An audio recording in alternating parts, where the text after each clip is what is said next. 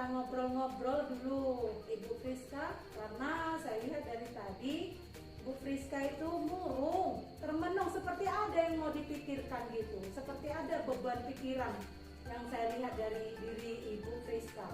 Tetapi sebelumnya karena kita sudah sama-sama vaksin ketiga ya Bu ya, boleh ya, minta izin ya Bu, sama-sama kita buka lah masker kita ini ya Bu ya. Nah, di sini yang saya perhatikan di sini kan Bu, seperti Ibu itu ada masalah saya lihat. Kira-kira boleh cerita nih enggak? Apa kira-kira yang menjadi beban pikiran Ibu? Apa solusi ya? Atau apa yang mau Ibu capai? Kenapa sepertinya Ibu ada, saya lihat itu masalahnya. Oh iya Bu, memang saya lagi ada masalah Bu. Gimana ya Bu, saya menceritakannya. Memang saya lagi ada masalah Bu, pikiran saya lagi mumet Bu. Oh, jadi benar kan Ibu punya masalah kan? Nah, boleh nggak dari yang diceritakan oleh Ibu ke saya, apa kira-kira tujuan dari pertemuan kita ini? Dan apa solusi yang mau Ibu capai dari pertemuan kita ini? Gini loh Bu, sebenarnya saya itu punya masalah. Kemarin kan Bu, saya lagi disupervisi sama Bapak pengawas. Nah, pada saat supervisi saya ditegur Bapak itu Bu. Jadi saya merasa malu karena saya tidak membawa teks dalam pembelajaran. Gitu loh Bu. Memang sih saya mau cerita sama kawan, tapi belum ada waktu supaya bisa membantu saya menyelesaikan masalah saya ini Bu. Gimana ya Bu? Apa Ibu bersedia membantu saya? Ya, kalau kira-kira yang di saat supervisi itu ditegur sama pengawas dan Ibu tidak membawa buku teks, itu kan hal yang wajar Bu. Ya, siapa lagi yang menegur kita kalau bukan Bapak pengawas? Itu hal yang wajar. Jadi di sini letak permasalahannya apa Bu? Gimana ya Bu? Menurut saya kan Bu, saya tidak salah Bu. Saya menggunakan media pembelajaran yang variatif. Gimana ya kan Bu, sekarang ini guru harus bisa menggunakan media yang variatif dan yang menarik. Jadi maksud saya kan Bu, saya tidak sengaja tidak membawa buku teks karena materi itu kan sudah saya rangkum Bu dari berbagai sumber supaya anak-anak lebih menarik. Ya saya hanya menggunakan PowerPoint, jadi tidak berdasarkan buku teks lagi Bu. Padahal Bapak itu langsung tersinggung dan melaporkan sama Bapak kepala sekolah. Gitu loh Bu. Oh, begitu. Jadi Ibu merasa tidak nyaman dengan kejadian tersebut ya? Saya bisa mengerti perasaan Ibu. Iya Bu. Jika saya mengajar, saya hanya berpedoman kepada buku teks. Coba Ibu bayangkan gimana anak-anak itu. Kan kita tahu kan Bu, anak-anak ini pada malas membaca, Benar. apalagi membaca buku teks. Jadi saya ini membuat anak-anak jangan merasa bosan. Mereka yang tertarik belajar dengan media yang variatif tadi, yang menggunakan PowerPoint. Jadi tidak membaca buku teks, karena buku teks kan bisa dibaca di rumah Bu. Nah itu kira-kira Bu, bagaimana menurut Bu? Ya, saya setuju Bu Friska. Kita memang harus kreatif. Jadi seorang pendidik itu memang harus kreatif karena kita harus mencari, menggali kembali inovasi-inovasi yang ditemukan oleh siswa kita sehingga dapat memanfaatkan berbagai sumber belajar sehingga menarik minat siswa untuk senang belajar. Nah sekarang kira-kira apa yang Ibu harapkan dari diskusi kita ini Bu? Iya Bu, saya ingin perasaan saya kembali plong Bu, tanpa ada beban. Jadi pikiran dan hati saya bagaimana ya Bu, harus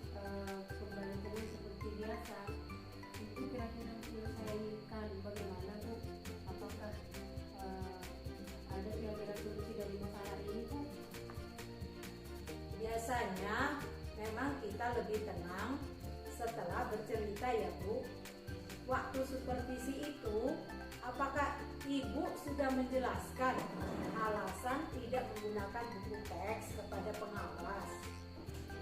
Iya, Bu. Waktu ditanya, ya saya langsung jelaskan dulu.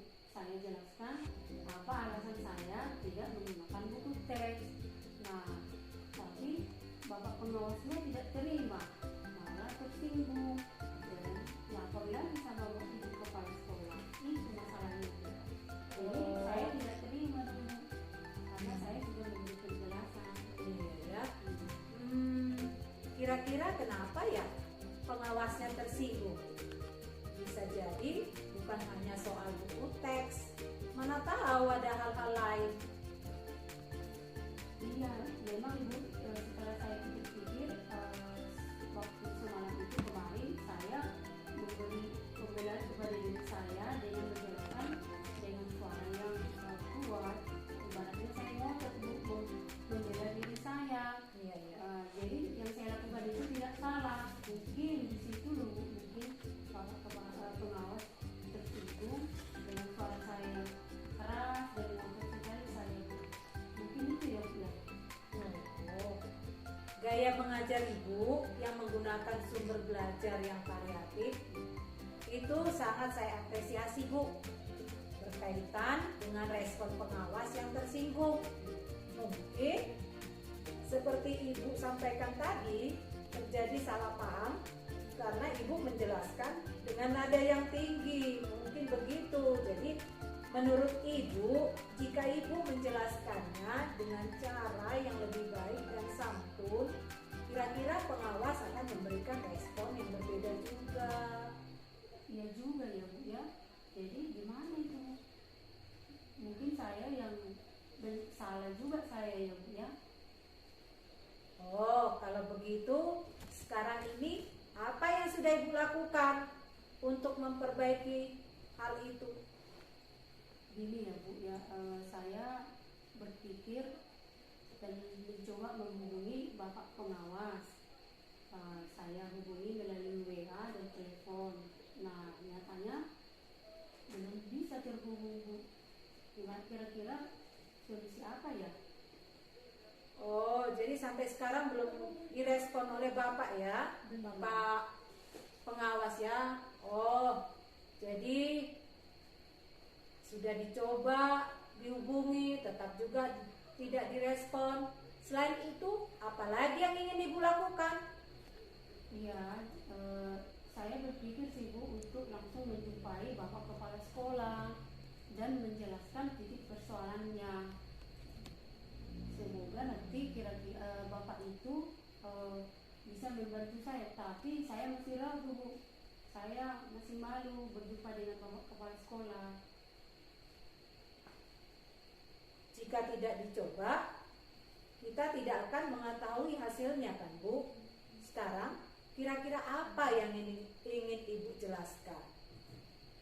Seperti ini Bu, andaikan saya sudah jumpa sama Bapak kepala sekolah, saya akan menjelaskan titik persoalannya, kemudian saya akan mencoba meminta maaf kepada Bapak pengawas dan juga Bapak kepala sekolah, dan kedepannya saya akan merubah sikap saya untuk lebih sopan dan santun dalam berbicara dengan atasan saya, terutama kepada Bapak pengawas. Kira-kira gitu Bu.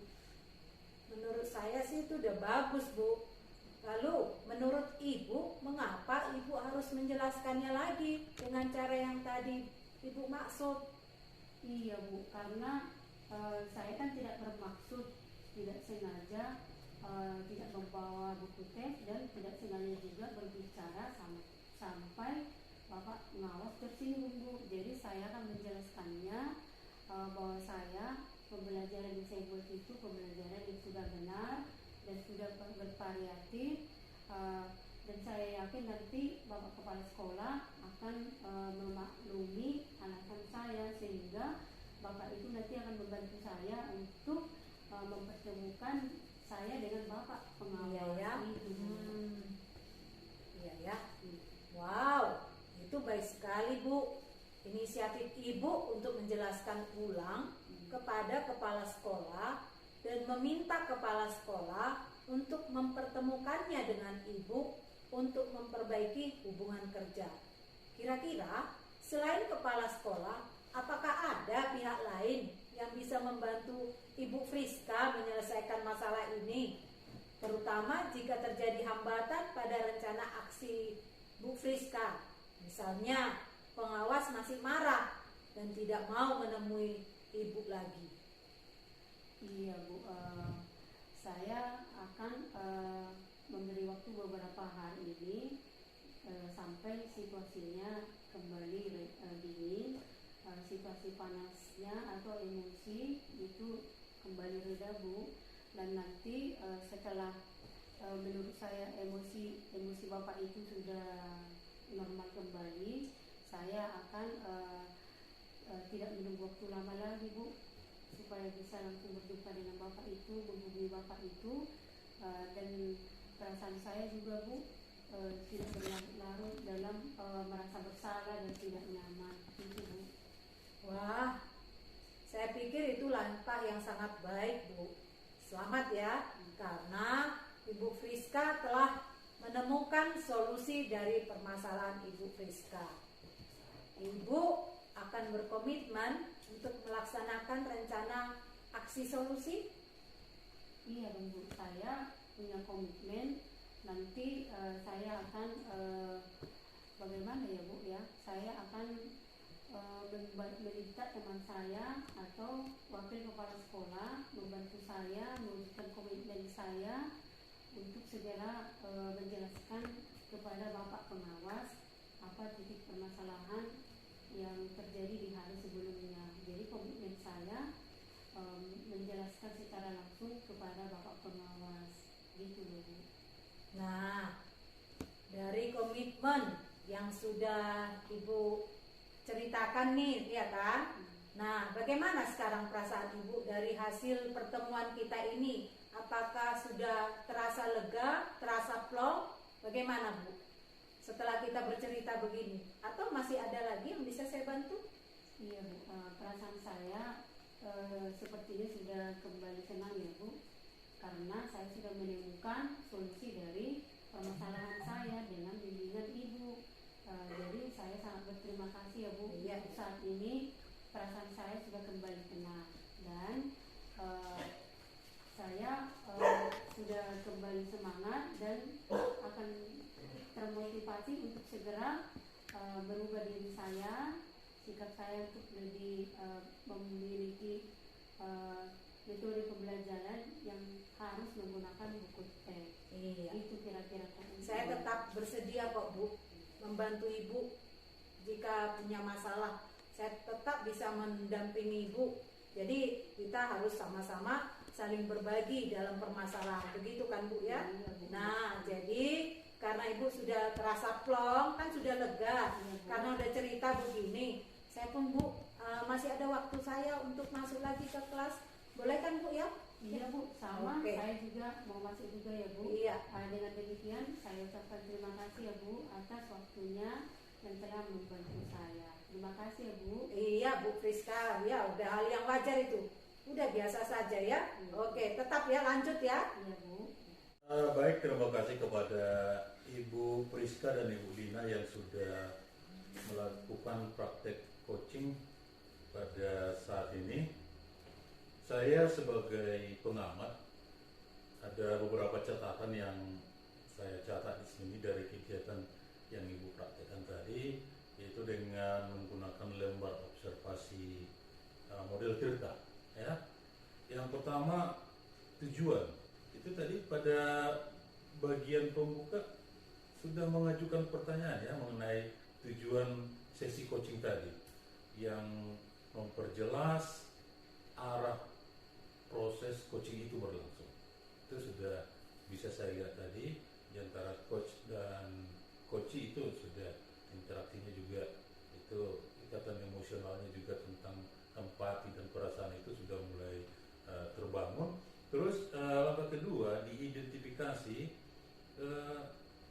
Coach di sini sudah memberikan pertanyaan-pertanyaan dan umpan balik yang mengarah pada identifikasi potensi yang dimiliki oleh coaching ya. Terus dalam hal ini pertanyaan coachnya sudah mengarah pada identifikasi dari potensi yang dimiliki coachee dan mencoba menyelesaikan yang dihadapi oleh coachee itu.